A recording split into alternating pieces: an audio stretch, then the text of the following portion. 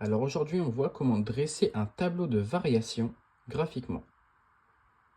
Alors déjà, on sait que l'axe des abscisses, c'est bien l'axe des x, c'est-à-dire l'axe des antécédents, et l'axe des ordonnées, c'est l'axe des images, c'est-à-dire l'axe des f de x. Ça, c'est hyper important de savoir. Il faut vraiment l'apprendre pour ne pas confondre les deux. Donc on voit, notre fonction, elle va de où à où. Donc là, elle va de moins 9 à 9. Donc dans mon tableau de variation, je vais dire que ma fonction va de moins 9 à 9. Donc qu'est-ce qu'un tableau de variation? On va voir à quel moment est-ce que notre fonction est croissante, c'est-à-dire qu'elle va vers le haut, et à quel moment est-ce qu'elle est décroissante, c'est-à-dire à quel moment est-ce qu'elle va vers le bas.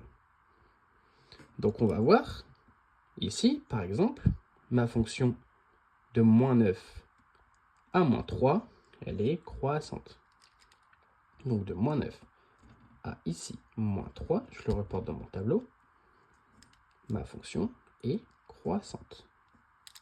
Donc je le note comme ça, elle est croissante. Puis après, de moins 3 à 5, hop, je renote 5 dans mon tableau. Donc de moins 3 à 5, est-ce qu'elle est décroissante ou elle est croissante? Là, on voit bien qu'elle est décroissante.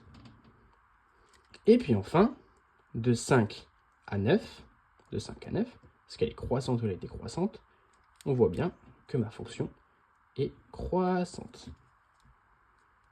Et j'ai oublié de dire, d'ailleurs, on est bien d'accord qu'on travaille sur la fonction f de x.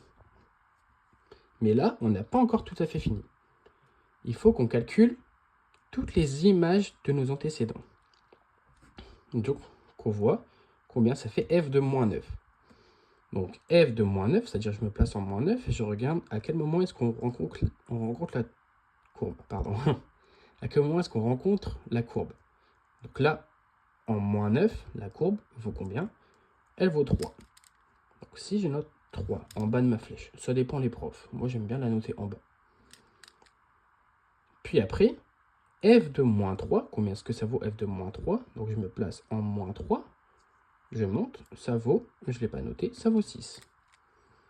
Voilà, là, elle vaut 6. Après, en 5, combien est-ce qu'elle vaut? Donc là, je regarde, en 5, on est ici, ma fonction vaut moins 4.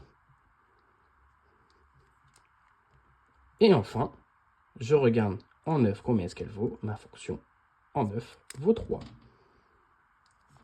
Et voilà.